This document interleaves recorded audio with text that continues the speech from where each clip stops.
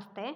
December 23, 2023 ಶನಿವಾರದಂದು ವೈಕುಂಠ ಏಕಾದಶಿ ಬಂದಿದೆ.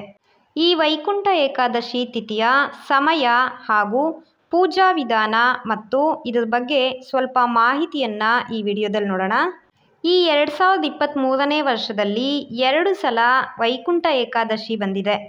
ಜನವರಿ 2023ರಲ್ಲಿ ಮೊದಲ ವೈಕುಂಠ ಏಕಾದಶಿ ಬಂದಿತ್ತು. ಈಗ ಎರಡನೇ ವೈಕುಂಠ ಏಕಾದಶಿ ಡಿಸೆಂಬರ್ 23, 2023 ಶನಿವಾರದಂದು ಬಂದಿದೆ. ಏಕಾದಶಿ ತಿಥಿ ಶನಿವಾರ ಬಂದರೆ ತುಂಬ ವಿಶೇಷ.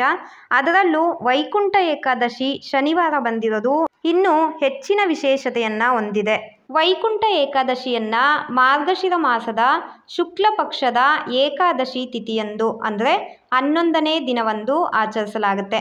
ಈ ವರ್ಷ ವೈಕುಂಠ ಏಕಾದಶಿ ಉಪವಾಸವನ್ನ ಡಿಸೆಂಬರ್ 23, 2023ರಂದು ಆಚರಣೆ ಮಾಡಲಾಗುತ್ತೆ.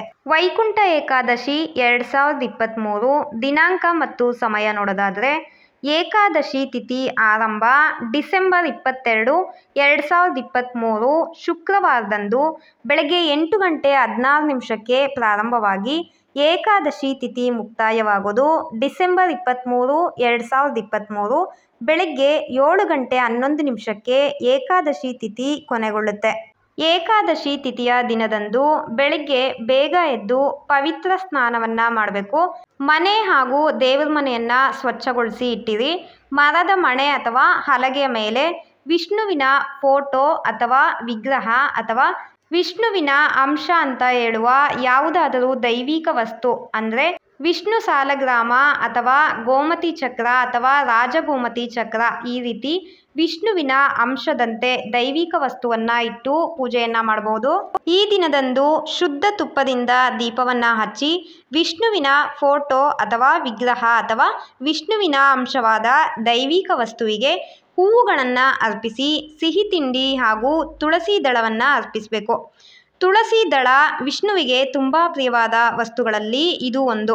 ಆ ಕಾರಣಕ್ಕೆ ತುಳಸಿ ದಳವಿಲ್ಲದೆ ಪೂಜೆ ಅಪೂರ್ಣ.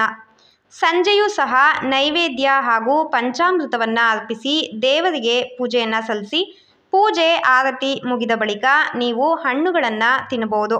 ಮಾರನೇ ದಿನ ಅಂದರೆ ದ್ವಾದಶಿ ತಿಥಿಯಂದು ಏಕಾದಶಿ ವ್ರತ ಪೂರ್ಣವಾಗುತ್ತೆ.